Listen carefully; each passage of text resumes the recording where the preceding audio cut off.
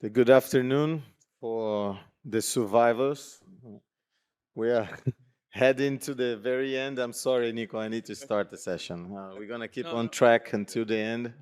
That's one of my tasks in here. And we're going to address something that we are very happy to do in Latin America, which is starting the replacement program in the tricuspid position. This will be a session sponsored by NAUPI, which is responsible for bringing the Lux-Valve device to the continent. I would like to say that we just finished enrolling the trial with 25 patients.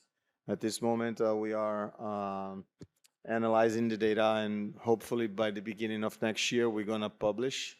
And this will be very important for us in the region. I'm happy to co-chair this session with Rodrigo Esteves Loureiro, which doesn't need any introduction, but is one of the most experienced tricuspid in all the fields of repair and replacements in the world.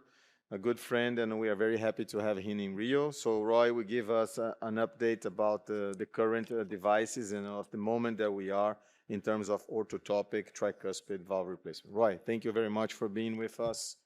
Thanks for coming for Rio. I know this is your last lecture, so I would appreciate your comment. Thank you. I have only good words for this Congress and for the organizers. It's been an amazing 2 days, and thank you especially to Vini, that I want to be invited every year, by the way. We can put you in the list for next year, don't worry. So quickly, I'm going to try to do an update on orthotopic tricuspid valve replacement. I already know that there's growing interest in LATAM, and you have experience with the Lux-Valve Plus, which I think is a fantastic device, but more things are coming, and I hope more and more devices are coming to LATAM to treat more patients. So couldn't be other way. First device we're going to talk is Evoke. It's the only commercial available device. It's a valve that we have in 4 sizes. This year it appeared the 56, which was very much needed because these patients has very large annuli. It's self-expanding nitinol with 9 anchors, with a delivery catheter. You can steer down, you can avoid the septal hugger. Has one limitation: you cannot elevate. So you need special anatomical recommendations because you need a desired depth. Otherwise, you cannot implant the procedure because it's very difficult to gain height. You can change to the left groin, but you cannot go much higher. It's a 28 French outer diameter, which is quite friendly for the veins. So most important device we have in the tricuspid replacement field, because it's the only one with a randomized control trial. The TRISCEND-2 randomized in a 2-1 fashion to Evoke or optimal medical therapy. And it has been presented last year, the results at 1 year, baseline characteristics, like in all these TTVR studies, already around 80-year-old patients, highly symptomatic, with many comorbidities. Importantly, almost 40% in this study, CI lead was present across the tricuspid valve. And it was mainly secondary tricuspid regurgitation, but different from other valves. They also treated primary and mixed disease. Regarding the amount of TR, it's important to say as well, around 50% of massive or torrential TR, which is much related to the size of the valves they had at this time. The more massive and torrential, the more dilated annulus. So they are only covering up to 52, so probably they include less massive of torrential than other valves. As we know, impressive results on elimination of tricuspid regurgitation, 99.1% less than moderate. Importantly, with a success of 95%, most of them discharged home, and very few adverse events. In the adverse events, which is most important, is the severe bleeding, which could be at 30 days around 11%, mainly access related, but also distant for that due to anticoagulation. And sorry, one back, the amount of pacemaker implantations, which is the other big issue with this valve, 24% in those naive patients, which is something important. Regarding the effectiveness of this valve, win ratio was positive for the valve, improving quality of life and symptoms. But hard endpoints similar to a triluminate fail to show any difference between mortality or heart failure hospitalizations. But it has been recently presented an analysis in ESC of the TRISCEND only analyzing those patients with massive and torrential TR. And in those patients, the replacement with the bow was associated, compared those with severe TR, with more improvement in the quality of life, and most importantly, with a significant improvement in the combined endpoint of death and heart failure hospitalization. So probably those with massive and torrential TR are the ones that benefit most from tricuspid replacement. Next valve that probably will be commercial is the Lux-Valve Plus. You have a lot of experience here in LATAM. Importantly is that a device that is designed for the tricuspid valve, different from other valves that switch it from the mitral to the tricuspid, is self-expanding, has two paddles that should go below the leaflets, a huge skirt to cover PVL, and then the anchor of the valve is mainly due to the septal tongue that will be anchored to the septum. There's a procedure we have done. Probably this is one of our first procedures in the case. The patient has already attendine. Very easy, very controlled. You turn this knob and the valve is deployed, super controlled, not a problem. And then the anchor mechanism is to check this septal anchor that you see here and attach it to the septum by this hook that you will see in a minute. Is coming, and well, you have a lot of experience on this, and you know how it works. Results are fantastic, very friendly with leads, like this case. It has 2 leads, this patient, trace TR, and very good results. We have experience in China, both with the direct access surgical, and also some cases due to the jugular, but the most important trial in Europe is the Trinity trial, already concluded with 30% It's a single-arm study, including patients with at least severe TR symptomatic who qualified in the eligibility committee for Lux-Valve implantation. Importantly, 75% of these enrollments in the Trinity trial, which are close to 150 patients, had very large valves from 55 onwards, which means we cover a lot of large annulus. And the main results is that very few adverse events. Mortality at 30 days was only 1.3% for those complex patients. Much less bleeding than in the EVOQUE cohort. And pacemaker rate is quite much better, almost half, less than half that we have with EVOQUE.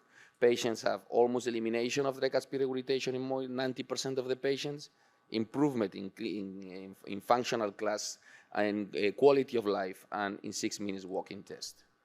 The next valve that is going to come to the market probably is the cardio valve, almost finishing the pivotal study. This is a dual frame valve with ventricular anchors, an atrial flange, and expansion. Has a minimal ventricular protrusion and has a special system to prevent PVLs, which is an inflatable cuff, which is situated between the frame of the atrium and the ventricle, and is filled by blood, and then that blood is clotting, and that's inflating the cuff and preventing the PVL. No radial forces, fixed anatomy is up to 55 millimeters. We have 3 sizes, and the study, as I mentioned, is the target study, again, single arm study, checking the early feasibility of this valve. This is the most updated data. There are almost 140 now included. The target is 150. We have 125 patients, again, close to 80-year-old with a lot of comorbidities. In this case, massive of torrential was much more frequent than in the TRISCEND-2, and the most implanted valve is the extra large, 24% with CID leads. And what we have now is it's post-procedure, almost elimination of tricuspid regurgitation, and this is a constant in all the replacement studies, and significant inverse remodeling by echo assessment at 1 year in those patients that have enough follow-up by diminishing all the parameters of morphological values of the right heart channels. Also, in early feasibility studies in Europe and US, you have the Topaz valve, which has a different concept. This is an outer stent, which is very flexible and conforms to the anatomy of the patient. In fact, it's in contact with the right ventricular wall with extreme low radial force. Then we have a rigid stent that holds the valve, and there has some atraumatic anchors that holds the valve that you see here, into the leaflets and annulus. It's a 29 French delivery catheter intended for femoral approach, but it can be done also with jugular approach. So it's very easy. You just need by MPR to be centered, like all these devices, and you need a marker to where the annulus is. You can do it with a coronary wire, with an injection, with heart navigation fusion, whatever you want. And then once you are in place, you start to deploy the stent from distal to proximal very slowly. You see here in the echo that the stent is touching the ventricular wall, but it's very soft and does not produce any change. And these are the annulus markers, so at some point you have to pull back the device and align this with the annulus, and then you just deploy the device. You see in a while they are going to start pulling to the annulus, and then finally deploys the device. The good thing of this valve is a procedure that is much fluoroscopically guided, much more than any other valve. So sometimes maybe easy to implant. There are many pivotal studies ongoing, both in Europe, US, and Canada, and we will have results soon. Intrepid also has the tricuspid version of the mitral. The good thing for this is that you don't need to put wires inside the ventricle, you don't need anything, and exclusions are much less because it only relies on the size of the annulus. The implant is exactly the same as in the mitral, and we are expecting early feasibilities and pivotal studies soon in Europe and US. Trisol is a one-of-a-kind valve that is designed with a single dome-shaped leaflet with 12 support arms to anchor ventricular fixation and goes through the jugular access with a 31 French. There are some advantages, or the company claims they have advantages, like more preserving of the right ventricular function and a substantial increase in the cardiac output because of this large filling orifice, and it goes to annulus up to 65 millimeter. This is how you implant. Once you are inside the right ventricle, you hold the leaflets and you just deploy the valve with a jump, in this case because of a lot of tension, but this is how it should work with only a single dome. The next device is the Laplace. You look like it's quite complicated device with several steps, but is designed for the tricuspid valve. We have a posterior system that holds the posterior annulus, then you deploy the anterior part, and then you deploy the valve, and this diastolic anchoring tab, which is in the right atrium, is a 26 transjugular, and it has a design that is supposed to prevent the affection of the conduction system, but it also has a place to implant the pacemakers in cases it's necessary. This is more or less how the device holds, still very early, only 12-15 patients are in US, but they expected pivotal studies during 26 as well. Monarch Q is another design. Good thing of this valve, it's a minimal protrusion into the ventricle and covers large size of T60. It can be done either transfemoral or transjugular as well. And the idea is to open, similar to cardiovalve, open these ventricular legs in the atrium, go to the ventricle, expand the valve, capture, and then you deploy the atrial flange. The difference with cardiovalve is that you can recapture the atrial flange and redeploy in case you think you need to do some fine-tuning with the position of the valve. This is how it's done. You have again, to be central and coaxial, you cross, once you open the ventricular legs, you cross under rapid pacing, and then you just pull back, and that's your crossing, you deploy, you capture the leaflets, and you deploy the atrial flange. And the result is quite similar to any of the other valves. And another valve that is in the market, starting early feasibility studies in US and Europe, is the V-Dyne.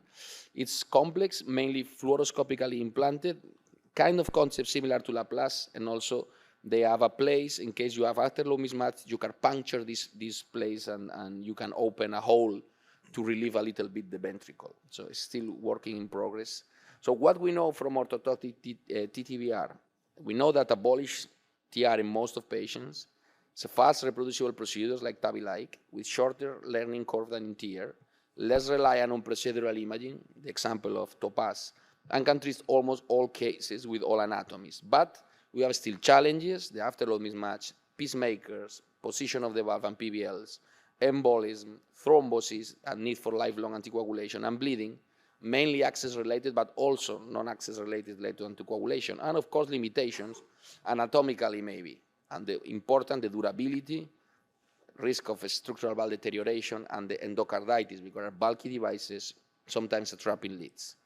So to conclude, TTVR has emerged as an effective alternative for tricuspid interventions, Treason 2 has shown improvement in quality of life and symptoms at 1 year, and death and heart failure hospitalizations in the massive torrential cohort at 18 months. The new platforms will provide more flexibility for anatomical limitations of EVOQUE, lifelong anticoagulation, bleeding events, and pacemakers, still the limitations, and we need to prove long-term results and acceptable structural valve deterioration frequency. Thank you so much. Great talk, Roy. Thank you very much. One comment and then one question for you to address with the panel. So when I see so many devices, it's just like when we're still looking for the ideal TMVR. When we see so many concepts, it's clear that we haven't found the perfect one, right? Still many limitations. We don't understand a lot of things. But moving to I would like to interact with you to interact with the panel, because all these guys in here, they have had experience with replacement in tricuspid with one device. Mm-hmm. We were talking about this innovation in Latin America, this new heat in here, which is good. So all these guys have implanted Lux. And the next step will be EVOQUE, probably. We won't have CardioValve very soon in here. So usually it's the opposite, right? Someone has experience with EVOQUE, and then we move to a different device because of the commercial, etc. What can they expect in terms of technical difficulties, or what's going to be easier or more difficult with EVOQUE compared to the Lux-Valve on regards to the device, on regards to the imaging, and etc.? So EVOQUE first has an advantage, which is femoral access, which we are most used to the femoral access. Jugular access is more coaxial, easier to get the coaxiality to the tricuspid valve, but a little bit more uncomfortable for the cath lab and the settings. Having said that, EVOQUE has higher dependency on imaging than Lux-Valve Plus. So you need trained echocardiographists and able to do MPR reconstruction, reliable imaging to check any anchor that you have inserted leaflets on top. So that sometimes with shadowing, with valves, with mechanical prostheses, leads, makes things a little bit difficult. So this is, I think, is one of the difference with Lux-Valve. The imaging demand from the Lux-Valve procedure is much less than for EVOQUE. That's my take on that. Having said that, EVOQUE has also a problem, which is current device cannot gain height. So it's a little bit more selective when talking about anatomy and the height you need to have to deploy the valve. So I have to abort one procedure. They say it was going to be okay, but we're too low. So no way we can open that valve. In that sense, Lux-Valve is much more flexible and much more reliable that you can do the procedure. Much more compliant even with pacemaker leads. Yeah, right? and then the other way around. Results with EVOQUE, one is implanted, is okay, it's okay. There's not gonna change. And we've learned with Lux, if that's too big and you don't push the valve into the annulus very tight when you anchor it, you can have some PVLs. Even in the Trinity, we have more PVLs than in the Treason 2. So I think it's a question of balance and user-friendly. Selection, right? And and the imaging you have super good imagers that can do everything, you can use any valve. If your imagers are less trained, or you can do only less, advanced check-ins, maybe Lux is a fantastic valve. Paulo, imaging can be a problem for us in here, right? Especially when we're starting the tricuspid process. I think this can be a big problem, so we need training on that, right? A lot of training need for the echocardiographer. It's not easy to understand what he has to show us, and of course, it's not easy for us to see what we're supposed to see. So it takes a long time, I think, for any of them. As I believe, maybe some of them you cannot, some of the valves you showed, you mentioned that you don't need that much support from echo. Yeah. But certainly there is some downsides on that. Yeah, absolutely. There are some valves that require less demanding for imaging, but still probably will not be here until 2, 3, 5 years. So still you have to play with those you need. So just an idea, maybe next year should be Rio Valves plus imaging. Yeah. Maybe. That's a good idea, Clarence.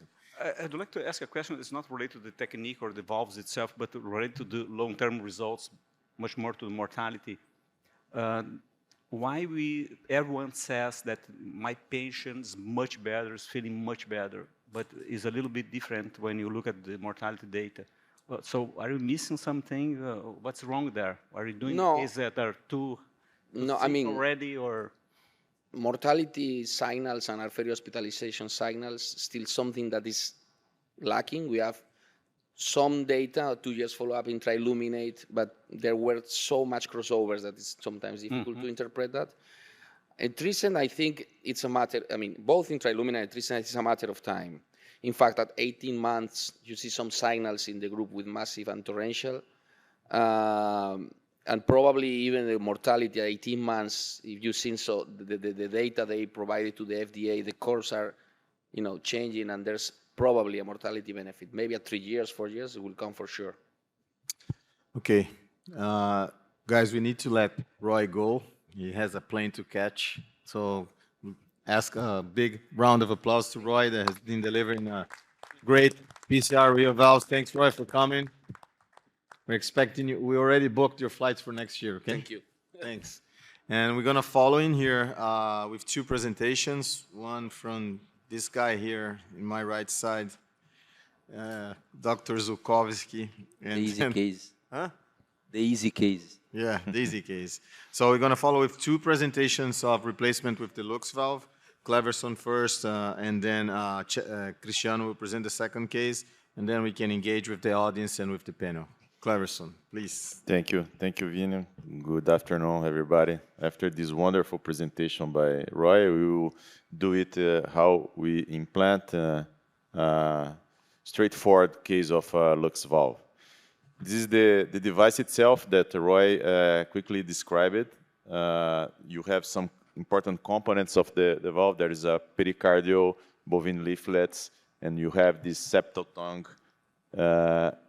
I can show you that is one important feature of this valve to fix the valve to the septum. And you have the atrial skirt, that is another a point of fixation, and you have the rabbit ears that could fix this valve to the lateral part of the tricuspid annulus. And what the benefits that this valve can offer, compared to others, is that there is a broad spectrum of diameters of the annulus that we can treat for 40 to 70 millimeters. You can use this even if the patient had ICD leads or pacemaker. You don't need, I can say, highest quality of imaging, but you need, of course, experienced echo operator to guide this procedure. And there's, in the initial data, low incidence of pacemaker rates.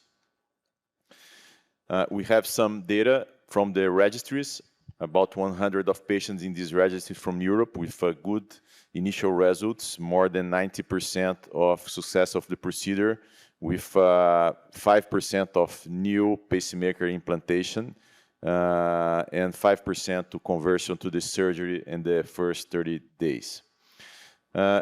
Just to better illustrate how this device works, the first you came from transjugular access, you go towards to the annulus, and it's interesting because you don't need almost in all the procedure of a guide wire just in the beginning, and you can handle all the maneuvers with the device itself. Sorry. And in the first, you have this delivering of the system in the ventricular portion with the position of the rabbit ears below the lateral anterior and posterior leaflets, like a mitral clip when you look at the images in MPR. Then you have the delivery of the atrial skirt, and at the end, to fixation the septal portion. And our patients is one of the patients that was screened for Latam registry, that Vini is the PI, but he abandoned us in Latam, and we are doing his work in Chile and Argentina. And this is one of the cases, was second case here in Brazil, with a patient with 76 years old, 2 previous surgery in aortic valve, would be a high risk for a new surgery, a third surgery, dual chamber pacemaker, mild renal dysfunction, elevated probe-ANP, and catheterization with no new coronary obstructions. And of course, with anasarca peripheral edema and jugular turgor. This is the echo images with preserved ejection fraction in the left, no aortic process degeneration, but a severe TR with regurgitant orifice area of 0.5. As you see, there is a jet that go through the pacemaker lead. Maybe we can say that this is just associated, but or causing the tricuspid regurgitation. But whatever be the cause, this is a good case for replacement. You'll have a challenge if you try to go to repair in a case like that. And that's the images from the pre-procedure. Look at the severity of TR and the NPR that we use just to see the interaction of the pacemaker lead between this anterior and septal leaflet. This patient from Lux, as usual in TTVR, we sent to angio-CT analysis too, and the angio-CT provides not only the size of the device, but the projection that we work on. This usually is in right oblique view. This patient had a diameter annulus of 50. It was a good patient for a 55 Lux-Valve. This procedure is, as I said, is performed by transjugular access, 33 French. We put 2 progliders before and after that, and at the end of the procedure, we do a suture, a 8 suture. At the beginning, we have a sapphire wire, but once we get the annulus, the tricuspid annulus, we can take out the sapphire wire and start to work without the guide wire. At the first step, we have to measure how distant we are from the annulus, the tip of the device from the annulus. And once we get there, we start to deliver the ventricular portion of the valve.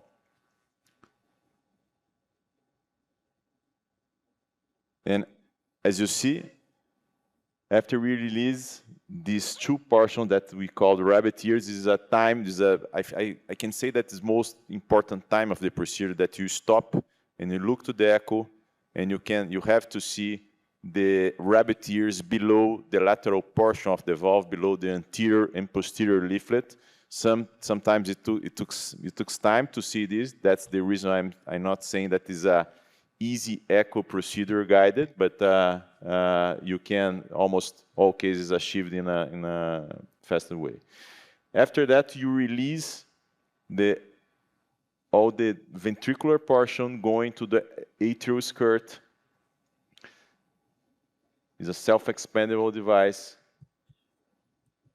And after you release the atrial skirt, you can look to your results to see if you have any leak. Then until this part, you still can rotate the valve and you can adjust. You can adjust until this part if you want to solve some leak. After that, that is the most, I can say, important point of fixation, that is septal anchoring. That you can fix it with some anchors, 3 anchors in the right view, and after that you can release the valve. In this case, and in almost all cases, you have no regurgitation, no leaks at the end of the procedure. This is the final result and the confirmation e-echo. And just to remember, is a deployment that you have 5 steps, 4 checkpoints, 3 adjustments. First, after establishing the vein access by the jugular, you have the ventricular deployment, then atrial deployment, then septal anchoring, then release and removal. But you can adjust the valve itself to adjust to have no leakage during the procedure. My conclusion is that Lux-Valve system is a standardized operation procedures that you can, after some procedures, you can scale quickly with this device. It's a reproducible echo guidance, showed a good safety performance after 1 year of follow-up, and 82% had recovered from severe dyspnea after the procedure after 1 year. And there is an ongoing trial in Brazil. Actually, it finished with 25 patients, and soon you will have the results published. Just to final message, this was the patient in the next day of the procedure, and why I'm showing this is not because we did a great job. No, because I think this is a task force that we need with the referring physicians to send the patients at this stage of the disease, because most of the patients we are receiving in advanced stage that cannot do this in the day after and going to their homes in the second day after the procedure. That's my final message. Thank you. Thank you, Cleverson. Very nice case. What I would like to showcase here is the fact that this is the anatomy, the clinical subset that you would not get a good result with a repair, right? I mean, you have annular dilatation, you have torrential TR, and you have leads. So unlikely you would get a good result as you got with this case. So replacement for this case, it's amazing. One other problem that you would get with another less compliant device, with an Evoke, for example, is you jail the leading here, but with this device is much more compliant. Usually there are no problems. With a bulkier device, you probably have issues with that. So I'd like to open to the panel for discussion. I believe Nico has a comment or a question. To Cleverson, if you have the perfect patient. Go closer to the microphone, please. If you have the perfect patient, good ventricular function, what do you prefer, to keep or to go to new devices like this? Good question. I can say that you always have to look if there's a suitable anatomy for repair.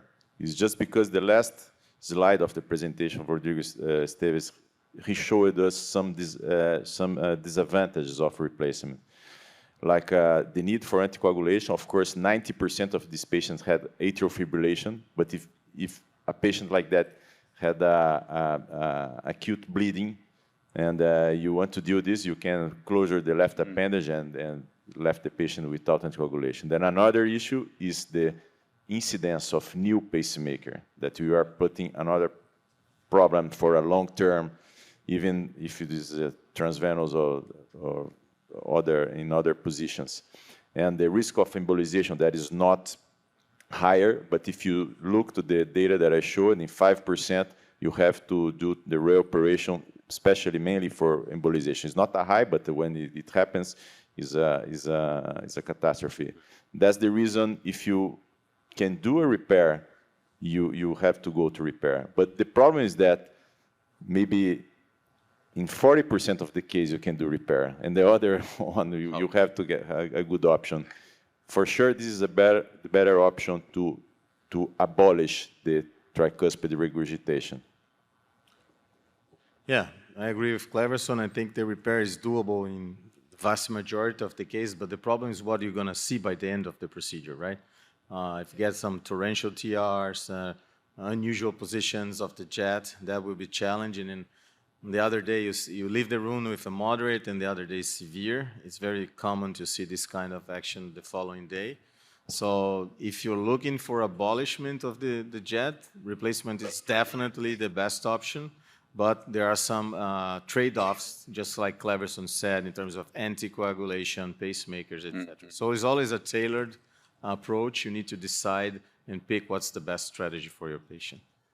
One final question to Cleverson, maybe Luis? No, just was a comment. It was similar to Nico, but we started this program just, that 2 months ago, but with Reynaldo, so we decided in that case, we have received many patients now.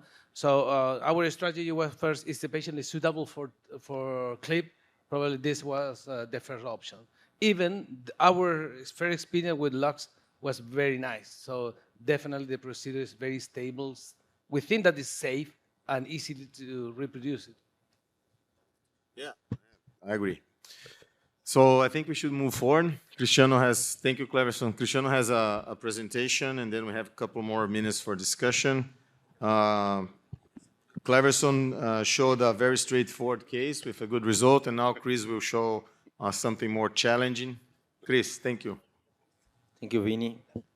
So this is a case of tricuspid orthotopic implant on challenging anatomy. This is my conflicts. So this is a lady of 74 years old, a BMI of 30. She is presenting with decompensated heart failure with signs of systemic congestion, lower limb edema, jugular distension, and mild ascites. He has used high doses of furosemide, NOAC, and vasodilators. She has atrial fibrillation, diabetes, a prior CABG, and mitral valve replacement. And 2 years ago, we closed a mitral PVL. In the evaluation, we always do that, right heart catheterization. So we have a wedge of 18, a right atrial pressure of 16, a V-wave of 22. We have pulmonary hypertension and resistance of 3 Wood. So this is the echo images, a preserved left ventricular ejection fraction of 57%. You can see the plug here. The mitral prosthesis is well functioning, and a mean gradient of 4 and no PVL. Here we can observe a large annulus, a large tricuspid annulus on the right. We have a torrential TR and right ventricle as well. Chris, sorry, I hate to interrupt you in the middle of your presentation, but if you look at this video on the left side, you see the shadowing of the mitral valve or the plug shadowing exactly the tricuspid. So this is a problem for any kind of tricuspid intervention. I'm happy that you brought this because sometimes we have a lot of shadowing and we're always discussing challenges for the imagers. So this is a perfect example that we need more training and we probably need ICE to guide our tricuspid interventions in the future. Sorry to interrupt you. Yes. In this case, also the gap in the TR is really big, so it's not eligible to TR. And but the right ventricle is large, but the TAPSE is 19, so we have a good right ventricle function. Here we can see the torrential TR, a vena contracta of 15, euro of 1.36. So we really have a torrential, and we can explain the systemic congestion of the patient. So these are the measurements of the CT.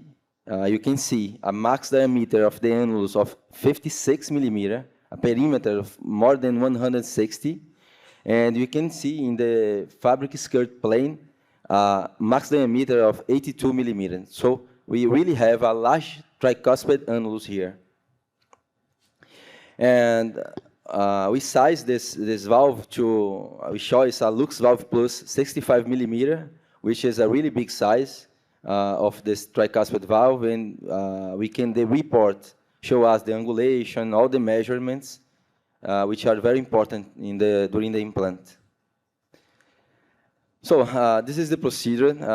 Cleverson just showed us, so we are repeating. We have to learn how to do that procedure because it's the valve we have here in Brazil. It's transjugular access, 33 French. We do pre-close with 2 proglides. We have heparinization and control the ACT. And this is an example of the right atrium coaxialization. So we can see here anterior position in a septal trajectory of the sheath. So we have to correct that, get away from the aorta, and we can see that in the right side of the slide. Now we have the coaxialization. Okay, we will deliver the first part of the valve, which are the rabbit ears, and we have one anterior and one posterior just below the leaflets, and you can confirm that on echocardiogram, and it's not much difficult to see that, so it's more easy than tear. After that, we have to deliver the atrial skirt, and we deliver the atrial skirt in the right atrium, obviously. And in that time, we can check PVL. If we have some PVL, we can rotate the valve clockwise or counterclockwise just to eliminate that. So we can reposition the valve a little bit. After that, we will go to septal anchoring, which is a good advantage of this valve because we have some mechanical anchoring. And you can see on echo and on fluoro the septal anchoring of this Lux-Valve. So this is the final result. The valve doing really well, no PVL, and a mean gradient of 1 millimeter of mercury. We can see below the atrial skirt, the septal anchors, and the rabbit ears. This patient was really complex, so just to see the patients, we have a AVP plug, a surgical mitral prosthesis, a Lux-Valve plus 65 millimeter on the patient. And in the post-operative period, we have cervical bleeding. The few cases we performed, we have cervical bleeding, and we have, in the day after the procedure, to make some sutures in the skin and subcutaneous tissue. We use dobutamine because the patient has some pulmonary hypertension and remained in IV diuretics. After 9 months of follow-up, the patient has no readmissions. She is on NOAC because she has atrial fibrillation in the prosthesis and a low requirement of diuretics. So, like learning points of this case, this case illustrates the use of sequential percutaneous therapies in a complex multivalvular disease. The approach addressed right heart failure and torrential TR with orthotopic implant of a big Lux-Valve plus 65 millimeter in a patient of large anatomy. And of course, the multidisciplinary heart team discussions were crucial to do this kind of procedures and follow this patient. Thank you very much for your attention. Thank you, Chris. If you can join us in the panel. So let me bring the comment that Nico made before to your case. So, and as Cleverson mentioned as well. So the first step is always screening the patient for repair, right? That's the consensus in here. Absolutely. We perform MRI, CT, and also catheterization pressures. MRI as well to evaluate the all RV patients. function, right? Yeah. And the right heart cath, I think, is a big, important piece. So, Chris, why this patient fail for TEER? Yes, this patient has a really big gap, more than 11 gap in the tricuspid.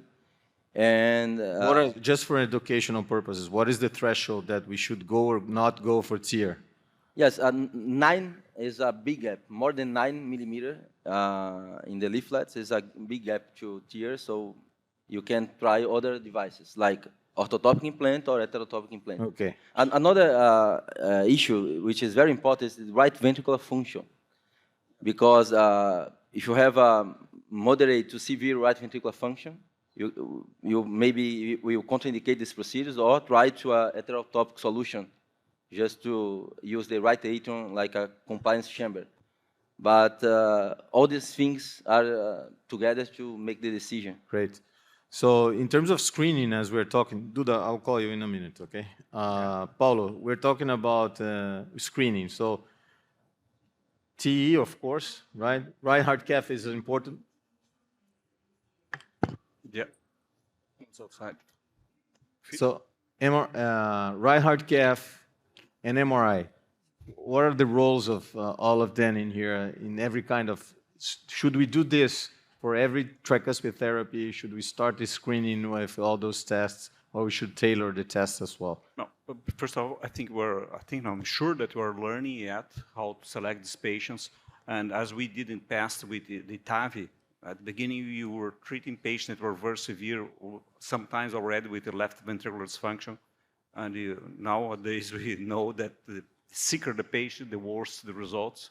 And although it's kind of logical that we have to select the patient before they get a very severe right ventricular dysfunction, avoid patients with when I say very severe, I don't know where the limit is. because even you don't know very well how to access right ventricular function. So I think it's a little bit cumbersome yet, and maybe my question earlier regarding the long-term follow-up is one of the things that you have to do is avoid to get too sick to apply these therapies to these patients. Moment of indication, right? Yeah, moment of indication is crucial. And you look at the data on like patients that have heart failure with the preserved left ventricular function that got in hospital. Almost 10% of them have severe TR, and they are not recognized like that, and they're going to hospital, back to hospital, back to hospital, and sometimes they get too sick to be treated. So you have to keep in mind that the earlier may be the better. Of course, you're not should be treating patients that don't need the technology, but you have to be cautious on not to let the patient get too sick. Okay. Eduardo. A very quick question, Vini. I don't have any experience with orthotopic treatment for tricuspid, but I could see that you all finished the case without contrast, without an injection in the RV. It's necessary or some concern for the multimodal evaluation for leak, or is just echo-based the result? Clever, so you want to take this one? And second, how about crossing this valve or even retreating is hard or not to crossing again this valve? Answering the first question, we don't need to do angiographic control, especially because at the end we are crossing the valve with the catheter, and it can make you some confused if you have any regurgitation around the catheter. But sometimes I do just to show the patient with a good renal function. It's good to see the grade. We are interventionists, Of course we need echo, but we like to look to this result at the end, but it's not necessary. In regarding to cross the valve, especially I have one patient that need a pacemaker, with a late blockage. I can say late because it was 20 hours after the procedure. During the night, the ICU guy called me because the patient was blocked and he didn't get to cross the valve. We put in the cath lab, and even with fluoroscopy guidance, it was not so easy. That I can say that, of course, we got it, but you have some difficulties to cross the valve. It's not like a native annulus. Okay, great. I have a short question, maybe for both of you that have more experience. And we find out patients that have like previous TAVI, and you just point out how the plug can cause distortion in the image. What happens in a patient that has a previous TAVI? When you do these procedures, the image gets a little more difficult or doesn't match? Yes, devices in the aortic position in terms of imaging for the tricuspid are not such a big problem. What brings more shadowing are devices in the mitral position. So the worst scenario, and we did a case with Edmure that is in here, it's a mechanical valve in the mitral. You don't see anything. So for those cases, you probably need an echo. I remember the case that we were doing with him, and Fernanda dropped the probe, and she said, it's not going to happen. It's not going to happen. So this is something that we have to pay attention while we're screening the patient. I know about the limitations of ICE in Brazil. Hopefully, it will come soon. But what I advise is that we have, because sometimes those patients come with a non-dedicated echo. Right? So no, the image, let's not redo the TE, which I believe is a mistake. To go into a tricuspid procedure, meaning repair or replacement, you need to have a dedicated echo because you're going to get in there and sometimes it's challenging. And hopefully, as soon as ICE gets in here, we'll bring an additional information, which is very important for us to guide the interventions. Okay? Anything to add, Nico, quick, because we need to close. The last, for me, this is a new fellowship to understand tricuspid valve to the ventricular function. Do you have any complication in any procedure? Any complication? Say it again. If you had any complication during the Lux-Valve?